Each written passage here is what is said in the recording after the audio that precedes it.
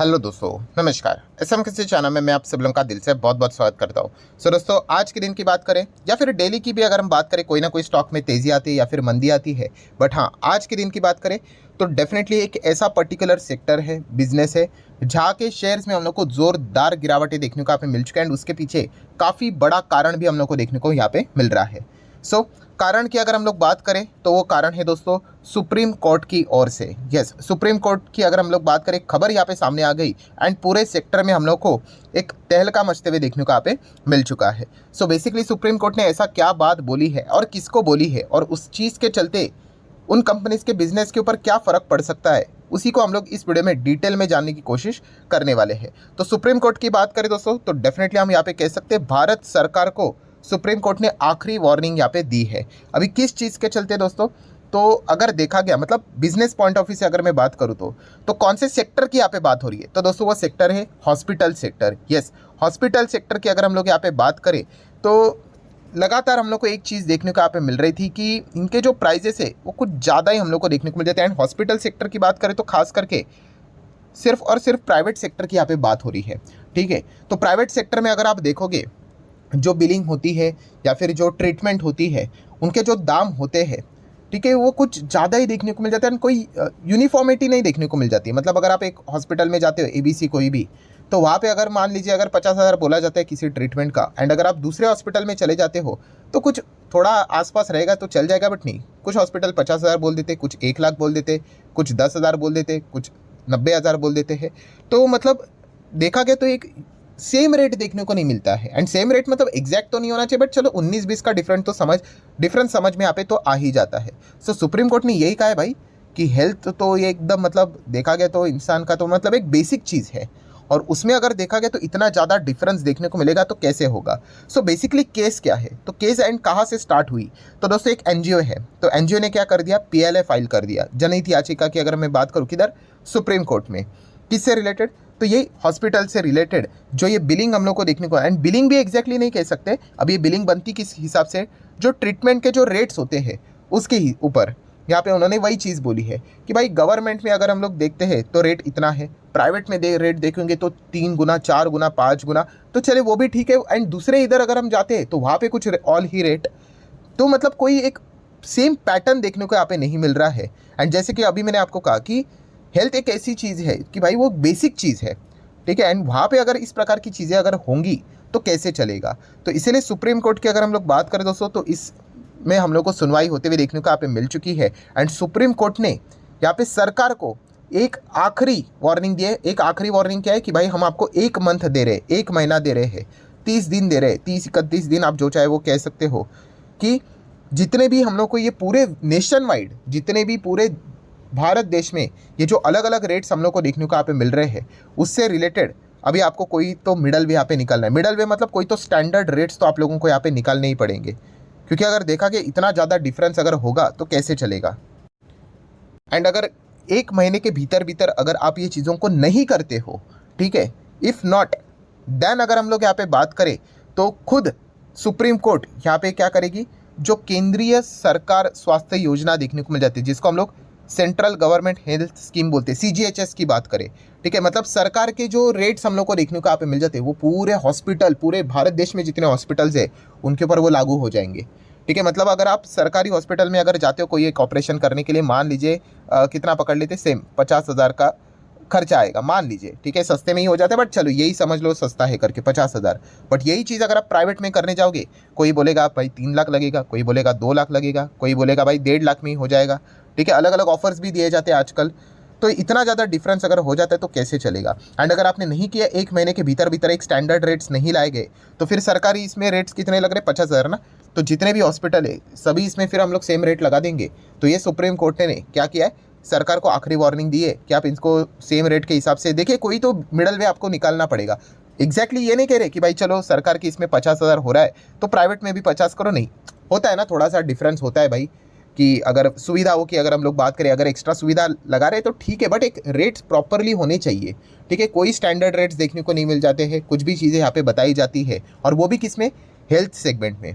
तो ये बात सुप्रीम कोर्ट ने फिलहाल तो यहाँ पे सरकार के सामने रखी हुई, अभी देखना पड़ेगा कि क्या आउटकम निकल कर आता है। एंड स्टेट गवर्नमेंट की भी बात करें तो उन्होंने भी सरकार सेंट्रल गवर्नमेंट को सिफारिश की थी कि भाई एक रेट्स के हिसाब से कुछ तो चीज़ें यहाँ पे करनी चाहिए करके, ठीक है, वरना देखा गया तो बहुत ही ज़्यादा लूटा यहाँ पे जाता है आम जनता को। सो अभी देख लेते, फाइनली सुप्रीम कोर्ट की वार्निंग यहाँ पे आते हुए देखने को यहाँ पे मिली, एंड उन्होंने ये भी बताया नहीं करोगे, ठीक है, अगर आगे ढकेल दोगे तो हम क्या करेंगे करके।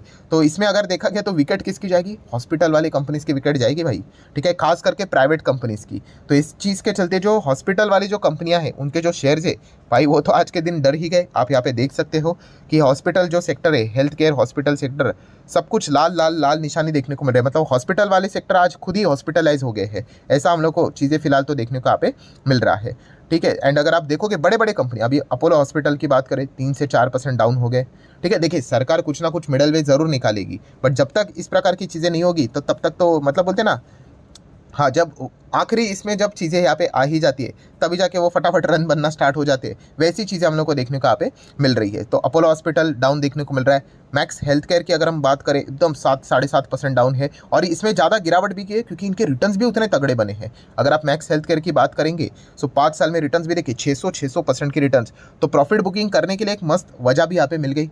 तो 7-7.5% की गिरावट भी होते हुए देखने को मिली।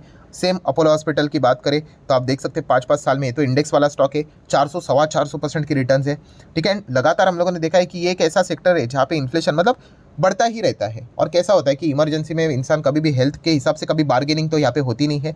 कभी होता है कि हॉस्पिटल में जाके कोई बार्गेनिंग करते हो कि सर कितना 1 लाख लगेगा, 80,000 में कर दो करके, नहीं होता है ना यूजुअली। अगर हम लोग क्वालिटी के हिसाब से अगर देखा गया तो ये एक इनको बेनिफिट भी यहाँ पे मिल जाता है, और इमरजेंसी में इंसान तो फटाफट जो चाहे वो पे करने के लिए भी रेडी रहता है। देन ग्लोबल हेल्थ की बात करें, ये भी आप देख सकते हैं 4-4.25% डाउन है। मतलब ओवरऑल अगर आप हॉस्पिटल सेक्टर की बात करें तो आज उनकी खुद की बैंड बजती हुई देखने को यहाँ पे मिल चुकी है। फोर्टिस की बात करें 3-3.5% डाउन। देन रेनबो चिल्ड्रन के मेडिकेयर की बात करें तो ये भी 5-5.5% down. Then penny stock type के कुछ हेल्थ सर्विसेज वाली कंपनी है वो भी यहाँ पे पिट जाते हैं, ठीक है। सो ओवरऑल बताने का मकसद क्या है कि हाँ, ये जो सुप्रीम कोर्ट ने जो फटकार लगाई है तो इस चीज़ के चलते इस सेक्टर के ऊपर अभी हम लोग को काफ़ी अच्छा खासा प्रेशर देखने को यहाँ पे मिल रहा है। सो ज़रूर इस सेक्टर के स्टॉक्स को आप क्या कर सकते हो, स्टडी यहाँ पे कर सकते हो। अभी नेक्स्ट सवाल आपका यही रहेगा कि व्हाट नेक्स्ट, अब आगे क्या होगा। अभी आगे में तो सबसे पहले तो जैसे मैंने आपको कहा कि 1 मंथ का तो टाइम यहाँ पे दिया जा चुका है, उसके बाद वापस सुप्रीम कोर्ट में ये चीज़ पहुंच जाएगी कि पूछा जाएगा भाई कि सरकार आपने क्या किया करके, सेंट्रल गवर्नमेंट क्या स्टैंडर्ड रेट से रिलेटेड आपने कोई चीज़ें की है कि नहीं की है। अगर कर लिया तो देखना पड़ेगा कि उनके मतलब डिसीजन एग्जैक्टली क्या है करके, क्या हॉस्पिटल वाली जो कंपनियां हैं क्या उन चीज़ों को मानती है या फिर वो भी कोर्ट में यहाँ पे चली जाएंगी। तो इस प्रकार की काफ़ी सारी चीज़ें अभी हम लोग को इफ बट वाली देखने को यहाँ पे मिल जाएंगी।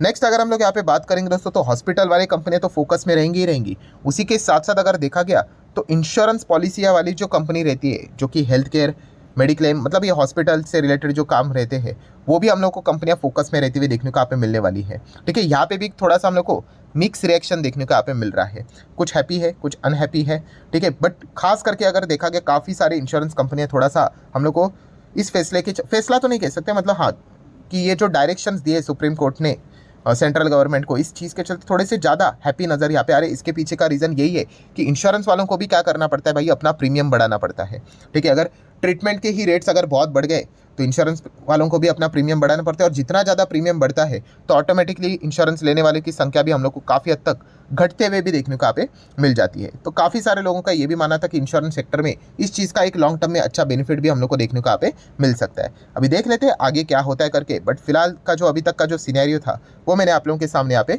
रख दिया है। हाँ, बेसिकली अगर देखा गया है तो ये एक एक्सटर्नल इशू, ठीक है। ऐसी बात नहीं है कि जितने भी अभी हम लोगों ने इंश्योरेंस वाली या फिर हॉस्पिटल वाली कंपनियां देखी है किसी पर्टिकुलर कंपनी के ऊपर ये चीज़ लागू होगी और दूसरे के ऊपर ये चीज़ लागू नहीं होगी, तो ऐसी बात नहीं है, एक्सटर्नल इशू है।